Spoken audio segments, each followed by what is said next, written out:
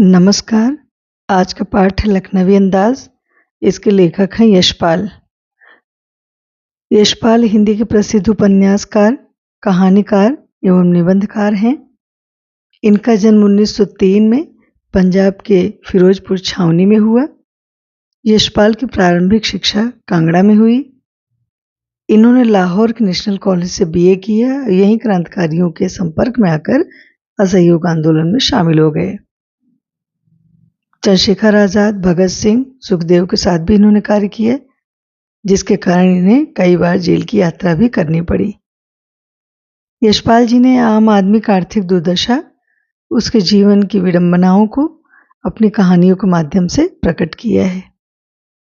उनकी रचनाएं समाज में फैली विषमता व रूढ़ियों पर प्रहार करती हैं। उनकी प्रमुख कहानियां हैं पिंजरे की उड़ान, ज्ञानदान, तर्क का तूफान, फूलों का कुर्ता आदि। अमिता, झूठा सच, दिव्या इनके प्रमुख उपन्यास हैं। सिंहावलोकन उनकी प्रमुख आत्मकथा है। उनका झूठा सच उपन्यास भारत के विभाजन की त्रासदी का मार्मिक दस्तावेज है। मेरी तेरी उसकी बात पर, यानी यशपाल जी की इस रचना पर उन्हें साहित्य अकादमी पुरस्कार मिला। और यशपाल जी अपनी रचनाओं में सहज, सरल व आम बोलचाल की भाषा का प्रयोग करते हैं, जिसके कारण उनकी शैली वर्णनात्मक और चित्रात्मक है। इनकी मृत्यु 1976 में हुई। पाठ की रूपरेखा इस प्रकार है।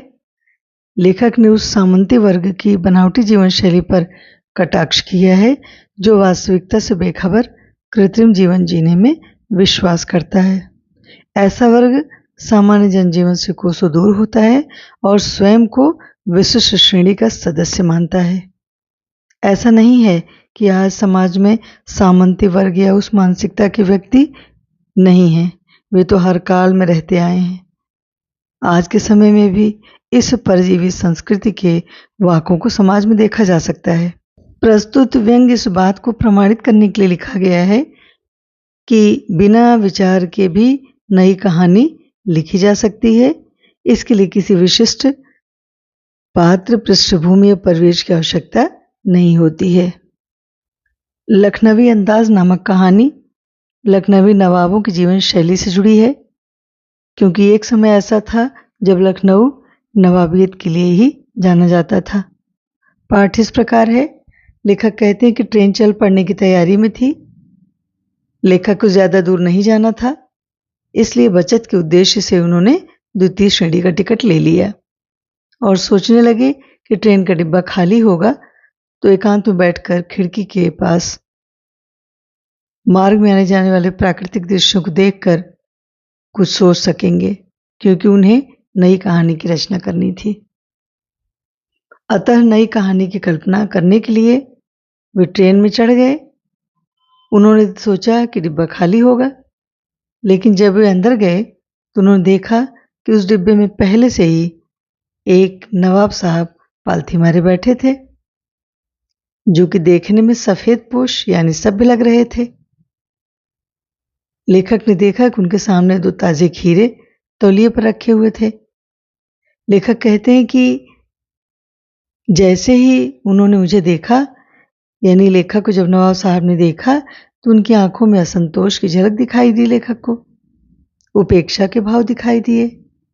लेखक नवाब को देखकर सोचने लगे, शायद नवाब साहब भी एकांत की तलाश में रहे हों और मेरे अचानक आ जाने से असंतुष्ट हो गए हों। हो सकता है मेरे सामने खीरे जैसी अपदार्थ वस्तु का सेवन न करना चाहते हों। लेखक कहते हैं कि इस प्रकार उस नवाबी नस्ल के सज्जन ने किसी प्रकार की संगति यानी मेल जोल का भाव लेखक के प्रति नहीं दिखाया, कोई उत्साह भी नहीं दिखाया। लेखक भी सामने की सीट पर बैठ गए और उन्होंने भी नजरें घुमा ली, क्योंकि लेखक का भी अपना आत्मसम्मान था। उन्होंने सोचा कि मैं ही क्यों जबरदस्ती पहल करूं। इसलिए दोनों के बीच किसी प्रकार की बातचीत की स्थिति नहीं बन पाई। लेखक के मन में तरह तरह के विचार आने लगे। लेखक होने के कारण वो तरह तरह की कल्पनाएं करने लगे। तभी अचानक नवाब साहब का भाव परिवर्तन दिखाई दिया और उन्होंने पहले तो लेखक को संबोधित करते हुए आदाब अर्ज किया, तत्पश्चात खीरे का शौक फरमाने की पेशकश की, यानी खीरा खाने के लिए आमंत्रित किया। लेकिन लेखक को नवाब साहब का यह भाव परिवर्तन समझ नहीं आया और उन्होंने शुक्रिया कहकर खीरा खाने से मना कर दिया। लेखक समझ गए कि नवाब साहब शराफत का ढोंग कर रहे हैं, इसलिए मुझे मामूली समझ रहे हैं। नवाब साहब ने खीरे के लिए लेखक को आमंत्रित किया था, इसलिए लेखक ने प्रत्युत्तर देते हुए कहा, किबला शौक फरमाएं, जिसका अर्थ यह है कि आप ही खाएं।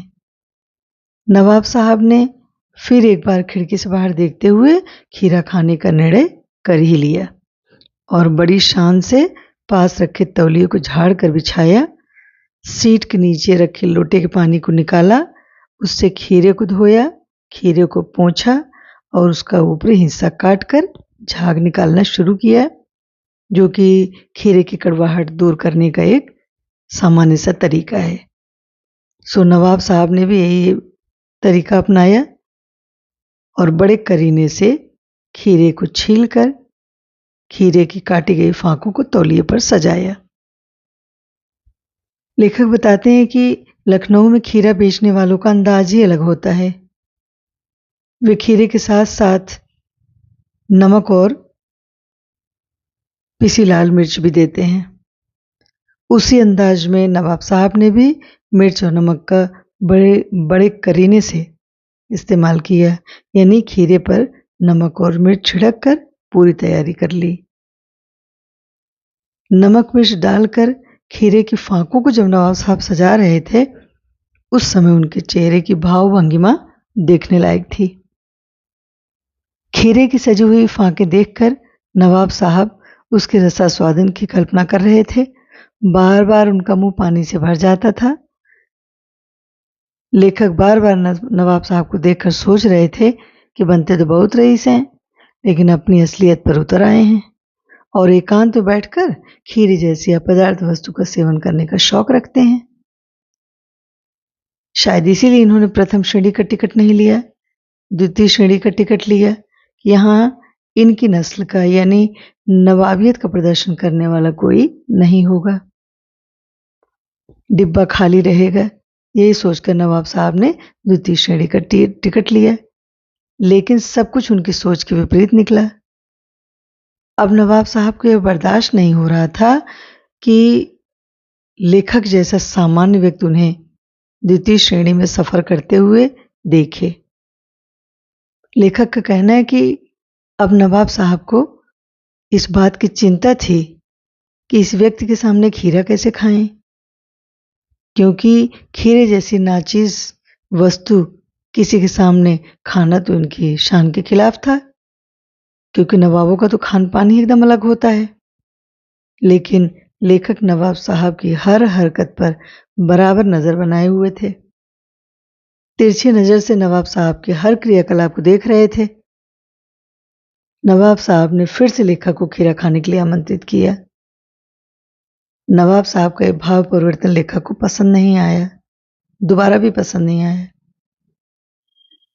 जबकि खीरे की पनियाती फांकें देखकर लेखक के मुंह में भी पानी आ रहा था, लेकिन वे एक बार मना कर चुके थे, इसलिए अपने आत्मसम्मान को बनाए रखना चाहते थे। जब दोबारा नवाब साहब ने खीरे खाने की पेशकश की तो लेखक ने उसका शुक्रिया अदा करते हुए कहा, अभी मन नहीं है और थोड़ा पेट भी कमजोर है, किबला शौक फरमाए, यानी आप ही खाएं। इसके बाद नवाब साहब ने सतृष्ण यानी लालच भरी नजरों से उस खीरे की फांक की तरफ देखा और खिड़की से बाहर देखते हुए लंबी सांस ली और खीरे की एक फांक उठाकर नाक के पास ले गए, मानो उसके स्वाद से आनंदित हो उठे हों और आंखें बंद करके मानो उसके स्वाद का रसास्वादन कर रहे हों। और इस बीच उनके मुंह में जो पानी आया था उसे आसानी से घूंट भी गए और उन्होंने एक एक कर खीरे की फांकों को खिड़की से बाहर फेंकना शुरू किया।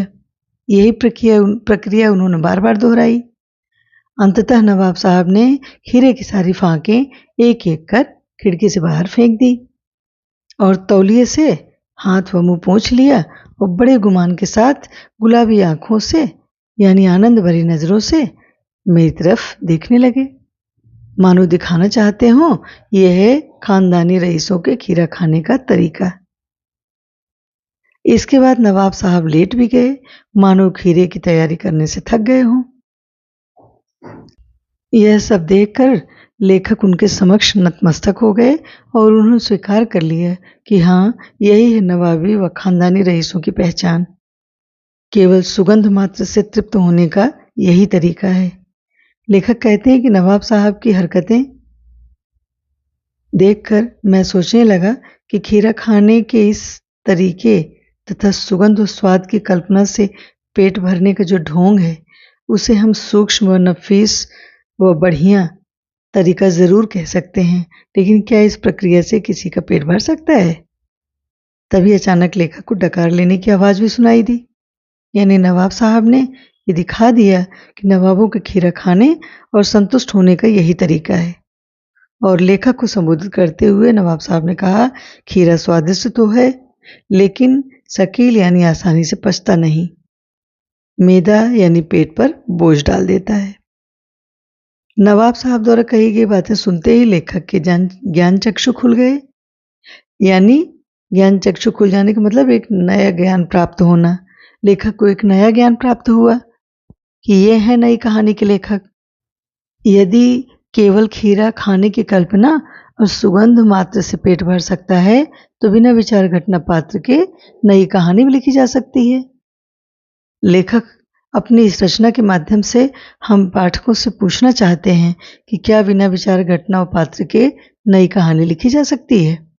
तो उत्तर यही है कि नहीं लिखी जा सकती, क्योंकि बिना घटना के विचारों का सृजन संभव नहीं है और बिना पात्र के संवाद को आगे नहीं बढ़ाया जा सकता। विचार घटना पात्र कहानी के मूल बिंदु हैं, चाहे कहानी काल्पनिक हो चाहे सच्चाई की धरातल पर रची गई हो। इस पाठ के माध्यम से लेखक ने पतनशील सामंती वर्ग पर कटाक्ष किया है, क्योंकि ऐसे लोग प्रायः जीवन की वास्तविकता से दूर भागते हैं, भोग के स्थान पर गंध से तृप्ति का ढोंग करते हैं, जो कि संभव नहीं है।